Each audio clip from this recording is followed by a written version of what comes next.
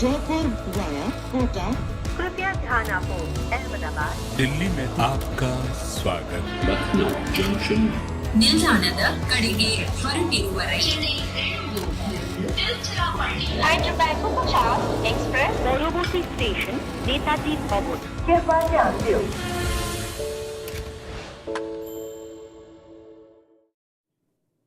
We used the word hammered in our pre-match show and said we've used it a lot this IPL. Just another day when the bowlers have gotten hammered yet again. Delhi have gotten their highest IPL score. They've made 257 in their 20 overs. When we thought that maybe they're going to be another record-breaking innings, but Delhi ended at 257. We're back at Cricbuzz Live. I'm Saiyami. I have Simon, who I think will be relieved that he's not bowling right now, and he's sitting in the Cricbuzz Cafe. And with him, Joyda. What is happening? Like, we're just going on churning out 200 plus scores. This is the 25th 200 plus score in this IPL. In the first IPL, in 59 matches, there were 10 200 plus scores. Wow. And in 43 matches now, we're at 25. Can someone please explain what is happening, Simon, please? It's tough to explain. I mean, we went through a lot of it last night. It's just so difficult to explain how it's happening. I mean, yes, there's incredible power. The batting is phenomenal. The shot selection, the variation in shots, all of these things are phenomenal to watch. The bowlers have just got no answers at the moment. And you know, I look at that over from Luke Wood towards the back end. I think it was the 17th or the 18th over. And he tried to bowl to his field, tried to go wide, missed his Yorker, went leg side, went offside with the reverse. And then he almost bowled the perfect Yorker. Yes. And still went. So the quality of batting has certainly got to be admired. I think that's one thing. Did they miss some of their bowling? Absolutely. But I just think I'm going to have to start turning towards the power and the quality of the batting because he's not the only one that's going. They are all travelling around the park, bar one or two. So I think we just put it down to high calibre batting. But also the park is what, just 53, the shortest boundary? Yeah, but they've not just hit the shortest boundary. They've hit it everywhere. A lot of sixes have gone. As in they've gone third row, fourth row. So my point is, there are two things. One is that whatever becomes a norm, I mean, I'll take another sporting analogy which sounds slightly stretched, but it's true. Roger Bannister in 1954, the 4-minute mile was considered impossible to run. Okay, Roger Bannister ran that 4-minute mile in 1954. Okay, once he ran it, okay, within that year, 6 more people ran it. Okay, and sorry, not 6 more people, 6 times it was run, and after that it became commonplace. So I think what's happened is now 200, 250 batters are seeing that and saying, you know, we could do that. That's not really out. So what used to be the norm that, okay, 10 and over is a good over, they're saying now, I'm going to go for 20 and over. If you saw, I go back to the same over that he's speaking about. Yes. So one reverse, okay. The first 2 reverses, he was speaking of the offside and hitting it over leg, okay. Then he goes the other way, does the reverse over, okay. And then he does that first to a ball outside the off stump, then he does a reverse to a ball on the middle stump, that Yorker that he's speaking about.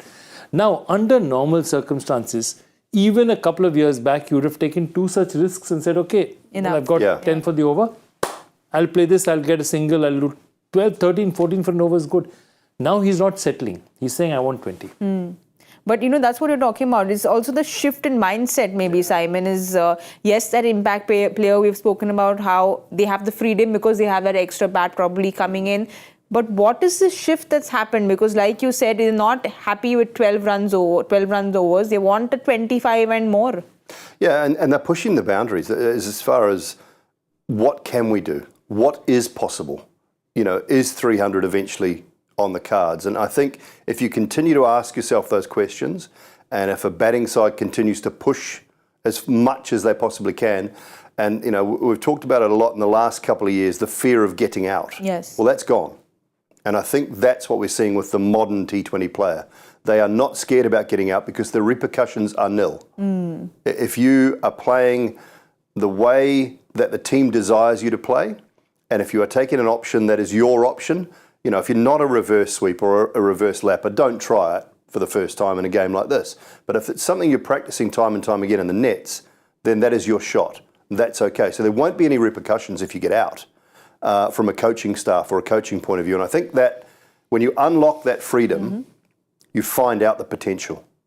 And I think that's what's happening nowadays with coaching, with players. There is zero fear of getting out and zero fear of being told off or reprimanded by the coach. And as long as you have that in your mind, you can continue to go and you can continue to push yourself and continue to see what is a possibility. And I think that's what we're seeing a big part of now. Well, we'll have a look at the batting card because this exactly reflects as to what you're talking about. If we have a look at that card, Abhishek Purell, 36 of 27, has the least strike rate of, I think, 130. But Joyda, just look at everyone else there. The start that they got by Jake Fraser-McGurk, this young boy. Absolutely amazing. I thought he set it all up because everything else followed from him. Even Abhishek, if you remember, at one point was batting at 10 of 11 balls and he could afford to because, I mean, FraserMcGurk had just taken over the game. And that's what, when you have a start like that, Shai Hope could play himself in, then went and hit 3-4 big sixes. So every one of them got that opportunity for that 3-4 balls thanks to that innings up top. And that innings was just, remember one thing, he took Luke Wood down in the first over. But the guy who he took down in the second over was Jasprit Bumrah, who is not taken down that often. No, you were talking about it, Simon, and how David Warner is sitting out and is very worried about his place in the team, not only here, but also both teams. For the Caribbean. Yeah, I mean, both teams. You know, FraserMcGurk is playing David Warner out of two teams right now. He is playing him out of not only the Delhi side, also out of the Australian side. You think about Travis Head and Jake Fraser-McGurk at the top for that Australian lineup. I mean, how can you not take him now? How can you not pick a guy that is doing what he's doing? And it's not a one-off. This is becoming something that he's doing, you know, twice every 3 innings. It's just unbelievable. The confidence, the exuberance of youth, the ability to say, well, I haven't played Jasprit Bumrah. Why would I be worried? You know? This is my game. This is how I want to play. And the ability that he has to hit the ball in all sorts of areas is just, it's seriously talented. So, yeah, I mean, David Warner would be a little bit concerned right now because he's all of a sudden been pushed out of the Delhi lineup, courtesy of an injury, I get that. And he could be pushed into the bench of the Australian lineup. The way that McGurk is going, you would be very surprised if they don't go with him. Joyda, 95.23 is his boundary percentage. And you said it right, he's hit it all around the park. So it's not just a particular area. He's found the gaps. He's hit proper cricketing shots and just immense power. Immense power, time. I mean, time enough to pick his spot in the offside also.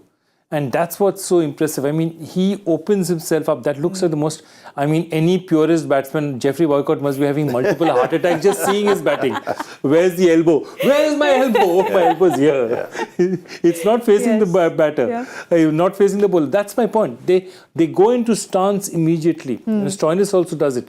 And that's what I'm saying. They have that time. Therefore, they have that little bit of extra time to do it. And they trust their eye. You need to trust your eye. And, you know, that's my point, that they're taking, this is now, there was A.B. de Villiers, which is a particular style of batting he started. And I think these are the kids who are taking that 360 batting to the next level. Stubbs, him, you know, I think they're the next new wave of big T20 batters. It's not in the coaching manual, but the one thing I've noticed with a lot of these modern power hitters is the angle of the bat when they lift it up.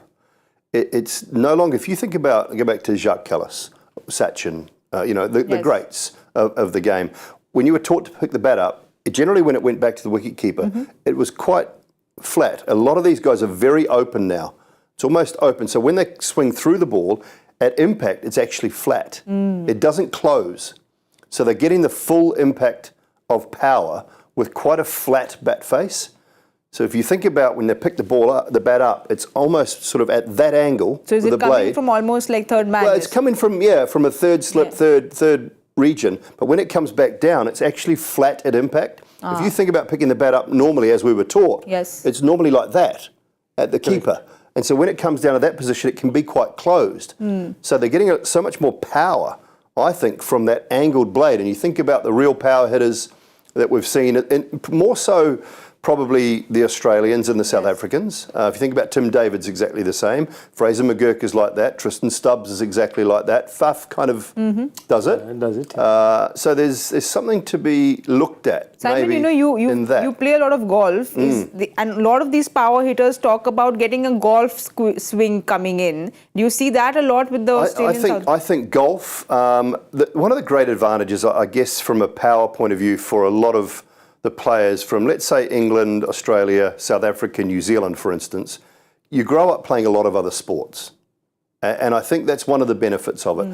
In India, if you choose cricket, you're probably choosing cricket from the age of 5, 6, 7. Yes. And you don't play tennis very often, or you don't play golf very often. A lot of the modern Indian players are learning to play golf and playing golf, and a lot of the retired guys are into it. More retirement. But the Australians, New Zealanders, South Africans, English, they all play golf or tennis or hockey is another big one. A.B. de Villiers was a terrific hockey player. So there's a little bit of that in it, I think, that maybe just helps the difference of the swing, the difference of the angles. Golf's a good one because you've got to get back to square at impact. And that's all they're trying to do. They're not really worried about what it looks like prior to that. And you see golf swings, they're all completely different, but they get back to square at impact. And I think that's one of the big Tristan Stubbs things. does that as well. And Absolutely. So he's got this technique that Simon's talking about, but there's something that MI will be probably hitting themselves with is letting him go. Absolutely. Because he's come back and he's done what he's done, 48 runs in 25 balls. They had 2 seasons to see how good he was. He was sitting on their bench, he and Devil Brevis. And that's what everyone thought, that Brevis would be the one that they retain and Stubbs is the one that, I mean, it's the other way, it happened the other way around because Stubbs is obviously at this point in time definitely a higher up the pecking order even in South Africa than Brevis is. But no, absolutely spectacular play. I think what he did towards the end, finished towards the end is, and that's what you've got, your effort is being, like you say, you have bookshelves, So you're bookmarked on either side. On one side you have FraserMcGurk, and the other side you have to finish off, you have Tristan Stubbs. And that's really giving dividends to Delhi. I think in 50 balls this year, the 2 games against Mumbai, if you want to remind them of how poor it was to let him go, in 50 balls against Mumbai in 2 innings, not out both times, he scored 119 runs. There you heard it, and it's cost the Mumbai bowlers very dearly. We'll have a look at the bowling card. They would have hoped that Tristan Stubbs was on their side, but unfortunately not. The most economical, Jasprit Bumrah goes for 35, gets 1 wicket, and then Piyush Chawla, who's gone for 36. Both of them, in the given conditions, have bowled very well, Joyda, but otherwise, Hardik, 40 runs in his, 41 runs in his 2. I'm saying 14 overs of pace have gone for 200 runs, of which 4 of them are Bumrah. So the remaining 10 overs of pace have gone for 165 runs, 16.5. Your pacers, other than Bumrah, have gone at 16.5. And that not the welcome that Luke Wood wanted, 68 in his 4. You get an opportunity, and all you want to do is take that opportunity. Obviously with Coetzee being ill, he gets another chance. He's probably only going to get one if the stomach bug's not too bad. You want to take it, and he's just been clattered all about the park. It's such a tough game. But I'll tell you one thing, the only funny thing about it is, bizarrely enough, as a result of this, the price of bowlers in the next auction will rise again. Very few and little that have gone for economies like what Bumrah has gone for. So at least they'll get more money. Yeah, they'll get more money. The ones who get even half decent will get more money. But you think Hardik should have done anything different with moving his bowlers around? Because we spoke about, maybe in the power play, Hardik came in the power play, maybe getting in more spin, or what could he have done differently? Well, I know I've said this and may sound like a broken record, but set the tone up front. I know Bumrah went for 16 in the second over, I get that, but why has he not bowled the first over? If he can bowl the second, why can he not bowl the first? And that's my biggest point. You've chosen to bowl first as a skipper. That's your choice. Start the game how you mean to carry on the game. So, get your best up front. So bowl Bumrah the first over. I cannot fathom for the life of me why you would opt to bowl first and then not give your best man the first over. If you're going to give him the second over anyway, why does he not bowl over number 1 and set the tone for the game? Outside of that, look, there wasn't a lot more he could do. They were all getting clattered about the park. I thought Piyush bowled really nicely in tough conditions on a small ground, picked up the wicket of FraserMcGurk, and I think he did a terrific job. And Bumrah came back nicely when he had to. And when you go in at 8.75 and a 250 odd score, you've done more than your job. But so as far as the overall choice of bowlers, if and when and where, I didn't mind it. But if you're going to bowl first after winning the toss, set the tone, please. And bowl again, Bumrah. And go back to, if you're winning the toss, just allowing batters to bat under these conditions in this seat. And again, look, at the end of the day, bowling, the bowler, once he's delivered the ball, he can't do very much. It's a batsman's decision, then the batsman can do whatever he wants to. So that's fine. Fundamentally, the situation, it's not in your hands. And the way FraserMcGurk batted, I mean, if you have to bowl first, bowl your best bowler at least. Yes. Game's not done though. I'm not calling game's it. far from I'm done. not, I'm So not what calling happened it. yesterday? Not again. Not I'm again. not making Games- that mistake again. Yeah, game's far from done, but I think Simon might just leave. So I need to wrap this up quickly because Lizard Williams is bowling the first. Oh, I gotta go watch. So you need to go watch. this. So we have to predict quickly, even though we're getting it miserably wrong. Simon, you go first. Be the brave one. Okay, 71. Oh, that's exactly the number I was going for. Exactly the number I was going for. So anyway, I'm going to go 79. Why not? That's exactly the number I was going to go for. See, you should have gone first. 71, 79. I'm going to go with 84. We like we said, now we just need to go up because we're just getting correct. We are getting hammered at our prediction game, so we're just going to go up. Simon's going to leave, so I have to quickly wrap this up. We'll see you all at the 10 point at the Cricbuzz Combox, and we'll see if Lizard Williams can do something that Simon expects him to do. We'll see you all very soon. Jaipur via Kota. कृपया ध्यान आपो अहमदाबाद दिल्ली में आपका स्वागत ನಿಲ್ದಾಣದ ಕಡೆಗೆ ಹೊರಟಿರುವರೆ Hyderabad Bhattacharjya Express পরবর্তী station Netaji ভবন। कृपया ध्यान दें